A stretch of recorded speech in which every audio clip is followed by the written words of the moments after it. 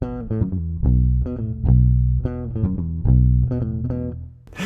Erin, tell us what it is like to do a Ironman triathlon.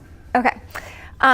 So I've done two. I did one in 2012 and did one last year in 2017. And as I said earlier, I'm doing another one this year. But my last two experiences, what I can tell you is, so you're about to get in the water with 3,000 people that are sometimes not, I mean, it's very overwhelming. They're going to be your best friend because for the first one that I did, it was a mass start. So 3,000 athletes in the water, treading water, and a cannon goes off. And you go.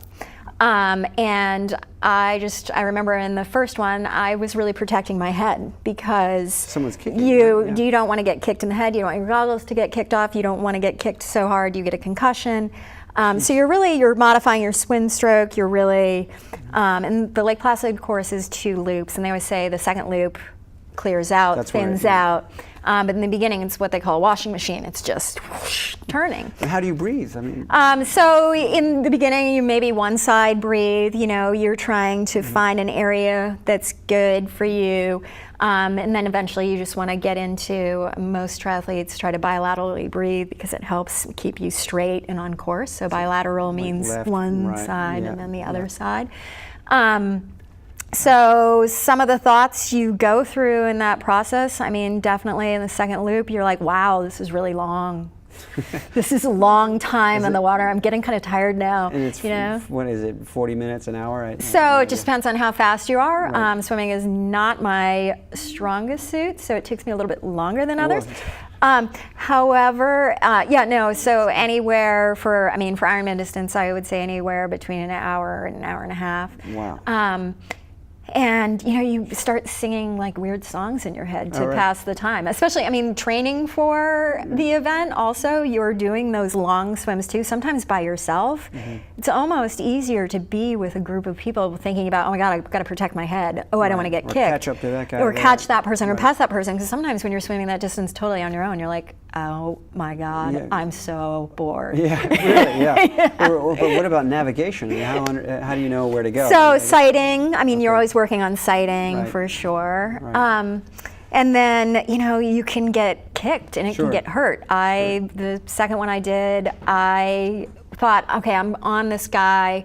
I think I can pass him, and I went to pass him, and I was like, okay, I was in his draft, he is going pretty fast, so I'm gonna drop back in, but as I drop back in, his toenail went across the top of my nose and hit it, and I was like, oh my God. Ouch. I stopped for a second, I'm like, am I bleeding? And I'm like wiping my nose, but then I realized I'm in the water. There's no way to know, and if I'm bleeding, what am I gonna do? I still have... It's still shock, Yeah, I still have a half mile to swim to get it. Well, so you just keep going. Yeah, so you're only an hour and a half into this thing, and then you come staggering out. How do you get out of the wetsuit and? So typically at an Ironman event they have wetsuit strippers. So you unzip, pull down to your shoulders, you lay down on the ground, they whip it off, they hand it to you, someone else takes it off. Right. And then you run to your transition area, and you've got your kit on. So, because you've already got, it's triathlon, so you've got your full kit on, ready to go. Underneath, you throw on your helmet, your sunglasses, shoes. The shoes are already in the pedals and sometimes, if you're pretty good at that, sometimes no, people just put their shoes on. Yeah. Right, so, and then you're off for 110 miles or so, sort of around the countryside. Yep. At what point do you really begin to feel like you're getting tired? 50 miles into this, or 60? I think it depends on the course, depends on the athlete, depends on their training. Sure. And all of those things. I think for me, around mile 80, I'm start to be like, okay, this is tough. Let's get on with this. And one of the best things about being a triathlete, you're like, I can't wait to go run. I can't wait to get off this bike and go run. Yeah, because it's your last event. Oh, and you're like, you're like, boom, and it's also exciting. You're like, okay, I'm ready to go. You're getting to the end. You're getting to the end of the event. But it must be the hardest part. So you come back and you hop off your bike and then run for 24 miles. Isn't the 26, Sorry, 26.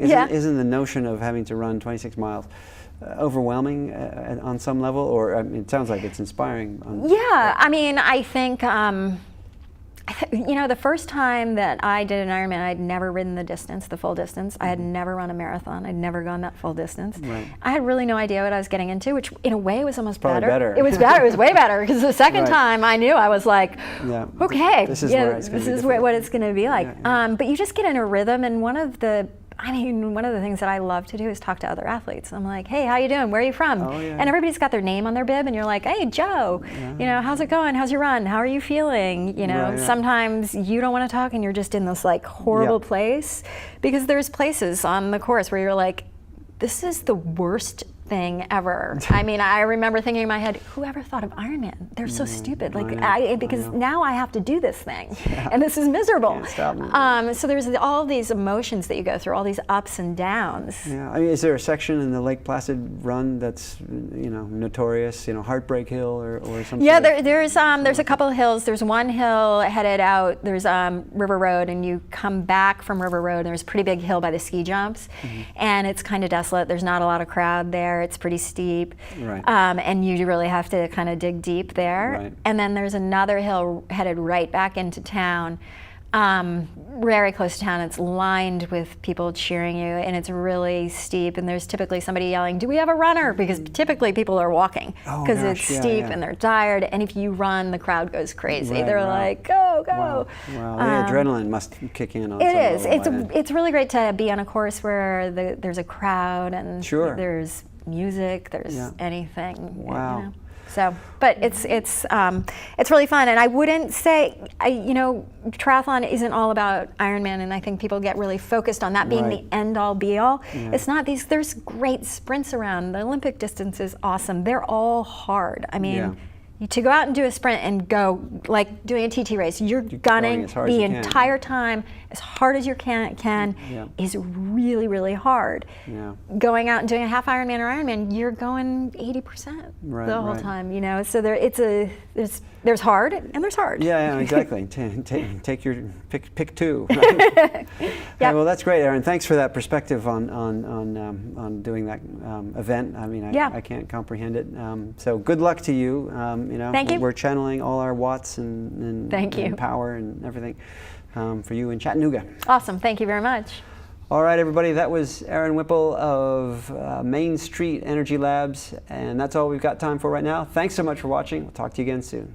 All Things Bike with Fred Thomas is brought to you by XeNTiS, performance carbon wheels handmade in Austria for road and off-road riding. XeNTiS, next generation wheels. And Frame and Wheel eBay bike selling services. Time, space, cash. Pick 3.